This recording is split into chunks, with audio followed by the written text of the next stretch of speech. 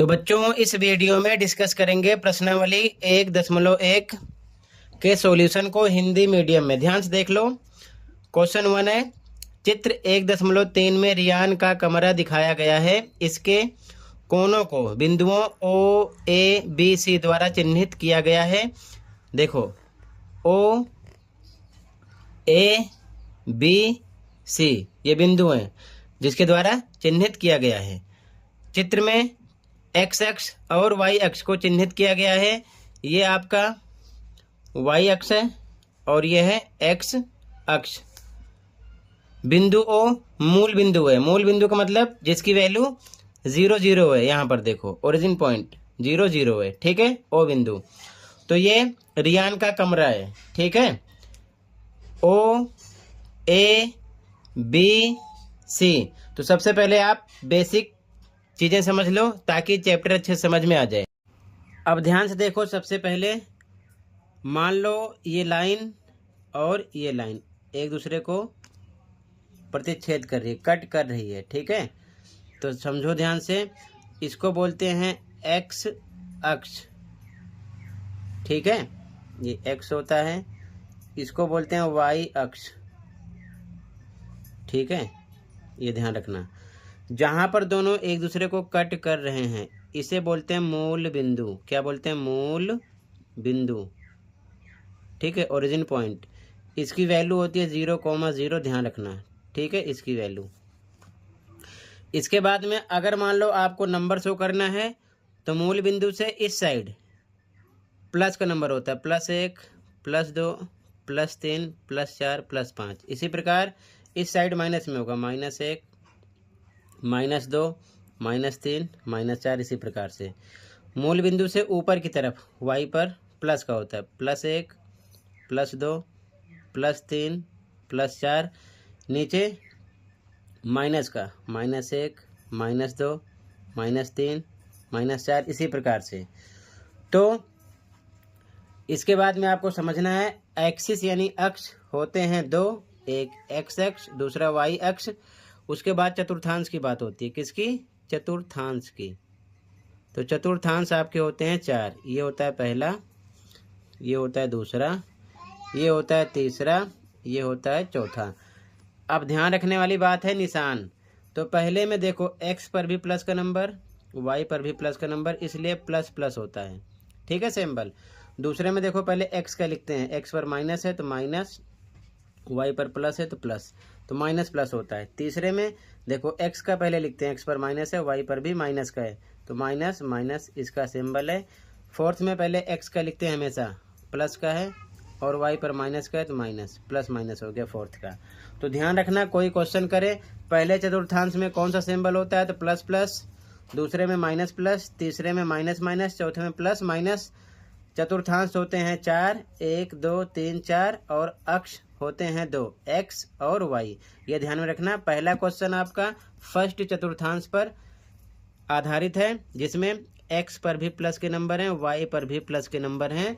तो ये बात समझ जाना। अब सीधा आ जाओ क्वेश्चन पर। ओके, अब सीधा आ जाओ क्वेश्चन पर। ये जो डायग्राम बनाया गया बच्चों चित्र 1.3, ये केवल प्रथम चतुर्थांश से रिलेटेड है। ये है एक्स अक्ष, लिखा नहीं है, ध्यान रखे रहना। ठीक है, ये एक्स अक्ष है और ये वाला आपका है वाई। दोनों प्लस के होते हैं। इधर भी प्लस का नंबर है, इधर भी प्लस का नंबर है। +1, 2, 3, 4, 5, 6 इसी प्रकार 12 तक। इधर भी 1, 2, 3, 4 इसी प्रकार यहाँ पर मेंशन है 10 तक। ठीक है, अब देखो ये मूल बिंदु है, इसकी वैल्यू 0, 0 है। क्वेश्चन पे आ जाओ सीधा। चित्र 1.3 के आधार पर निम्नलिखित प्रश्नों के उत्तर दीजिए। पहला क्वेश्चन है यदि D1 R1, ध्यान से देखो D1 R1, यहाँ पर है D1, ठीक है, R1 यहाँ पर है आपका R1, ठीक, यहाँ पर D1 R1 रियान के कमरे के द्वार को प्रदर्शित करता है। यानी ये क्या है? दरवाजा है। यहाँ से यहाँ तक ध्यान रखे रहना। ठीक है, यहाँ से यहाँ तक ये चीज़ ध्यान में रखना है। ठीक है, D1 R1 ध्यान रखे रहना है। ठीक है, D1 R1 प्रदर्शित करता है। तो यह द्वार कमरे की बाईं दीवार यानी वाई अक्ष से, यहाँ पर मेंशन है ये वाई अक्ष ठीक है, ये दाईं दीवार है तो ये बाईं दीवार होगी। ठीक है, तो चाहे इसे बाईं दीवार समझो या वाई अक्ष यहाँ पर मेंशन है, से कितनी दूरी पर स्थित है, द्वार एक्स अक्ष से कितनी दूरी पर स्थित है। यानी पहले क्वेश्चन में हमको बताना है कि ये जो दरवाजा है D1 से लेके R1 तक, ये एक्स अक्ष से कितनी दूरी पर है और वाई अक्ष से कितनी दूरी पर है। तो ध्यान से देखो, सबसे पहले अगर हम बात करें D1 के कोऑर्डिनेट की, ठीक है, तो यहाँ पर पहले x का लिखते हैं, 1 2 3 4 5 6 7 8। तो D1 पर 8 है तो ये हो जाएगा 8। और ध्यान से देखो x पर 8 है तो ये x अक्ष पर ही है तो y क्या होगा 0, 8,0 हो जाएगा। ठीक है, शॉर्ट आंसर के लिए आप क्या कर सकते हो, अगर आपसे पूछा गया है कि y अक्ष से दूरी, तो ये आपका स्टार्टिंग वाला x होता है, इसके बाद वाला होता है y, यानी x की वैल्यू 8 है, y की वैल्यू 0 है। तो अगर यहाँ पर y अक्ष से दूरी पूछा गया है तो आप y के लिए x वाला आंसर बताओगे, कितना आ जाएगा 8, और x के लिए आप y वाला आंसर बता दोगे। ठीक है, 0। ये चीज़ ध्यान में रखना, x अक्ष के लिए y वाला आंसर होगा और y अक्ष के लिए x वाला आंसर होगा। ये चीज़ ध्यान में रखना, नहीं समझ में कोई दिक्कत नहीं है। ध्यान से देखो, अगर आप y अक्ष से दूरी पता कर रहे हो तो यहाँ से काउंट करो, ये y एक्सिस है ये वाला। ठीक है, यहाँ से काउंट करो, 1 2 3 4 5 6 7 8, 8 यूनिट है, लेकिन यहाँ पर यूनिट में नहीं लिखना, आपको लिखना है फिट में, यानी फुट में। यहाँ पर मेंशन है, पीछे एग्जाम्पल देखोगे तो यहाँ सारी चीज़ें फुट में मेंशन है। ठीक है, तो आप फुट लिखोगे, चीज़ ध्यान में रखना। ठीक है, तो यहाँ पर सबसे पहले आंसर लिखोगे वाई अक्ष से द्वार की दूरी या बाएं दीवार से द्वार की दूरी। ध्यान से देखो कैसे लिखोगे, तो ध्यान से देखो आंसर फर्स्ट कैसे लिखोगे, कमरे की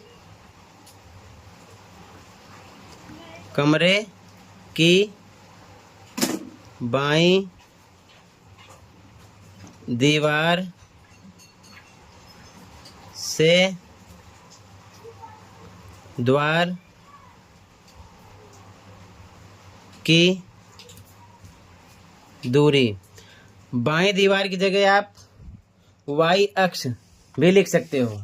ठीक है, दोनों बातें यहाँ पर पूछी गई हैं। तो क्या लिखोगे, 8 फुट में लिखो। ठीक है, तो यहाँ पर आप फुट में लिखो। ठीक है, क्योंकि जो एग्जाम्पल समझाया गया है ये सब फुट में है। ठीक है, और कमरा है तो फुट में लेके चलो, ज़्यादा अच्छा रहेगा। ठीक है, बाकी आप इकाई भी लिख सकते हो। तो कमरे की बाएं दीवार से यानी वाई अक्ष से द्वार की दूरी 8 फुट, और साथ में लिखो एक्स अक्ष से द्वार की दूरी 0 फुट होगी। ठीक है, तो पहले क्वेश्चन में पूछा गया था यहाँ पर द्वार कमरे की बाईं दीवार से कितनी दूर पर है और x अक्ष से कितने दूर पर है। तो x अक्ष से ये 0 पर है और y से ये कितना है 8 फुट पर है। यहाँ से भी आंसर दे सकते हो। ठीक है, x अक्ष के लिए y वाला आंसर कितना आ जाएगा 0 फुट, और y के लिए x वाला आंसर आ जाएगा 8 फुट। ठीक है, D1 का निर्देशांक लिखकर बता सकते हो। ठीक है, आगे देखो क्वेश्चन सेकंड, D1 के निर्देशांक क्या हैं। ठीक है, तो D1 के निर्देशांक पहले x को लिखते हैं, D1 यहाँ पर है तो 8 हो गया, ये x अक्ष पर ही है तो y की वैल्यू 0 है, 8,0 हो जाएगा। इसी प्रकार आपसे अगर मान लो W2 या फिर R1 O A किसी भी चीज़ की वैल्यू पूछते हैं, सेम पहले x की बात लिखते हैं उसके बाद में y की। ठीक है, तो मान लो अगर आपसे W1 का पूछते तो यहाँ पर देखो 1 2 3 तो 3 हो जाता, 0 हो जाता। इसी प्रकार आप D1 का आंसर दो 8,0, क्योंकि 8 है तो 8,0 हो जाएगा। ठीक है, तो आंसर 2 कैसे लिखोगे, ध्यान से देखो, आंसर नंबर 2, तो यहाँ लिखेंगे D1 के निर्देशांक, D1 के निर्देशांक 8,0, ये हो जाएगा 8,0। ठीक है, अगले क्वेश्चन पे आ जाओ, कहीं पर डाउट होगा बताना। अगला क्वेश्चन यदि R1 बिंदु 11.5, 0 है तो द्वार की चौड़ाई क्या है? पहले इतना निकालते हैं, द्वार की चौड़ाई। अब ध्यान से देखो, R1 यहाँ पर है, ठीक है, ध्यान देना, यहाँ पर थोड़ा मिसप्रिंटिंग है। R1 11-12 के बीच में है तो 11.5 हुआ, 0 हुआ, ठीक है, इसकी वैल्यू है इधर।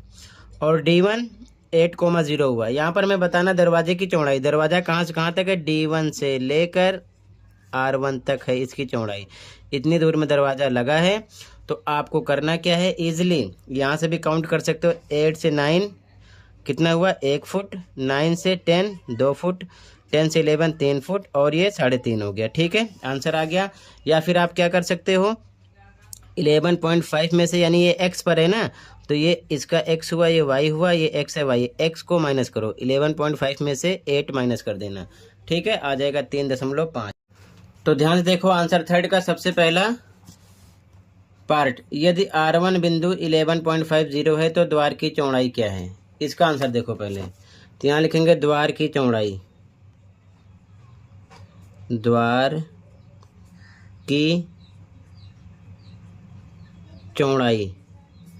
तो क्या करोगे?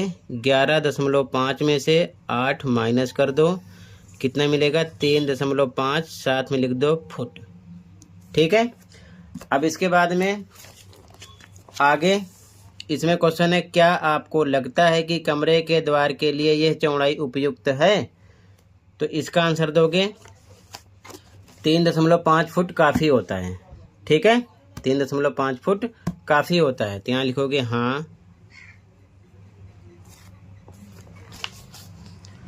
कमरे के द्वार के लिए यह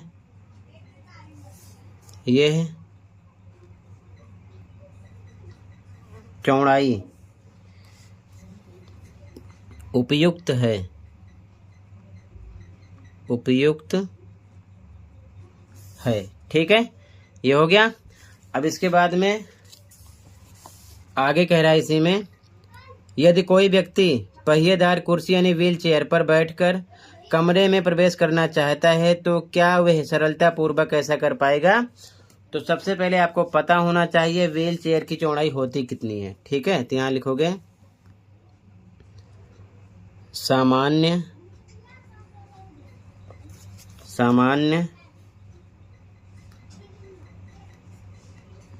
व्हील चेयर की चौड़ाई 2 से लेकर 2.5 फुट तक होती है, लगभग फुट तक होती है। ये ध्यान रखना, मैं बाहरी पहिए के साथ बात कर रहा हूँ, ठीक है। इतनी फुट होती है, 2.5 फुट। तो दरवाज़ा कितना चौड़ा है? 3.5 फुट। और ये मान लो 2.5 फुट की व्हील चेयर है, तो ये कम है, ये ज़्यादा है, आराम से एंटर कर लेगा, ठीक है। तो क्या लिखोगे आगे? लिखोगे अतः कोई भी व्यक्ति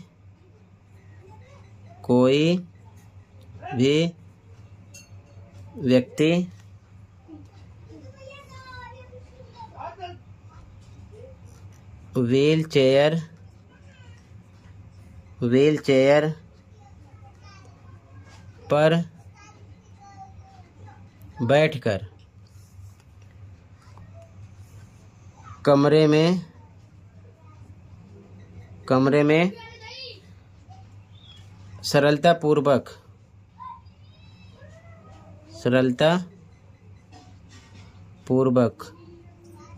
प्रवेश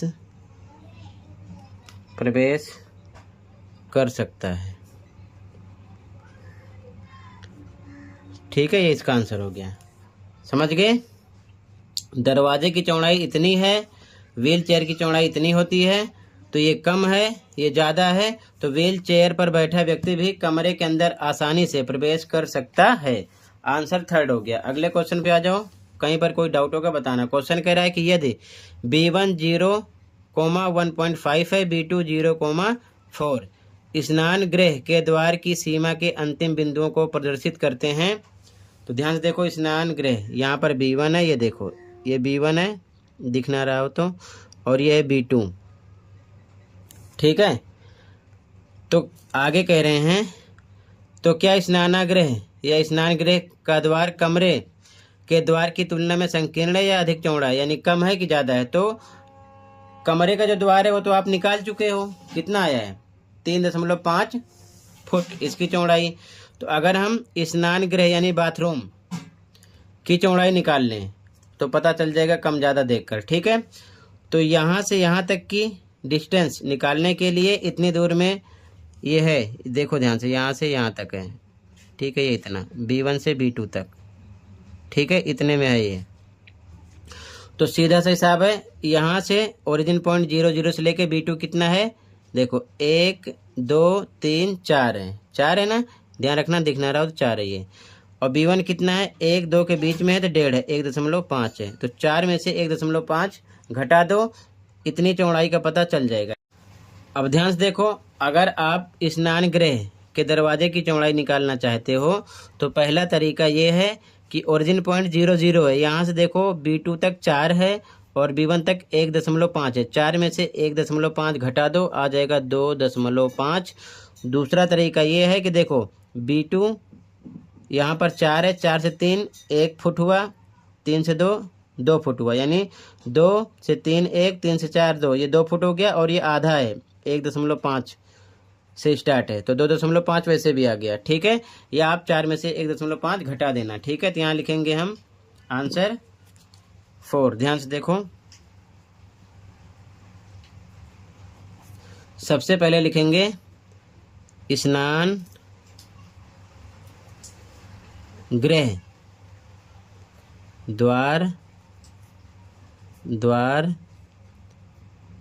की चौड़ाई। तो क्या लिखोगे आप, 4 में से 1.5 माइनस करके लिखोगे, कितना आ जाएगा 2.5 लिख दो फुट, ठीक है। अब ध्यान से देखो, कमरे के द्वार की चौड़ाई 3.5 फुट आई और स्नान गृह द्वार की चौड़ाई आ गई 2.5 फुट। ये कम है, ये ज़्यादा है, यहाँ लिख सकते हो, यहाँ पर 2.5, यहाँ पर लिख सकते हो 2.5 से ज़्यादा है 3.5, ठीक है, समझ रहे हो। लिखोगे अतः, आगे क्या बता रहा है, आगे क्वेश्चन में कह रहा है कि क्या स्नान गृह का द्वार कमरे के द्वार की तुलना में संकीर्ण है या अधिक चौड़ा है। तो स्नान गृह का द्वार 2.5 फुट है और कमरे का द्वार आपका है 3.5 फुट। तो ये क्या है, स्नान गृह का द्वार ये आपका संकीर्ण है, चौड़ा नहीं है, क्योंकि ये कम है। तो लिखोगे अतः स्नान गृह का द्वार कमरे के द्वार से क्या है, संकीर्ण है, संकीर्ण है, ठीक है। इसका आंसर हो गया आंसर 4। तो इसी के साथ कंप्लीट एक्सरसाइज डिस्कस कर दिया 1.1। कहीं पर कोई डाउट है कमेंट कर सकते हो। मिलते हैं अगली वीडियो में। Thank you for watching and take care. Okay.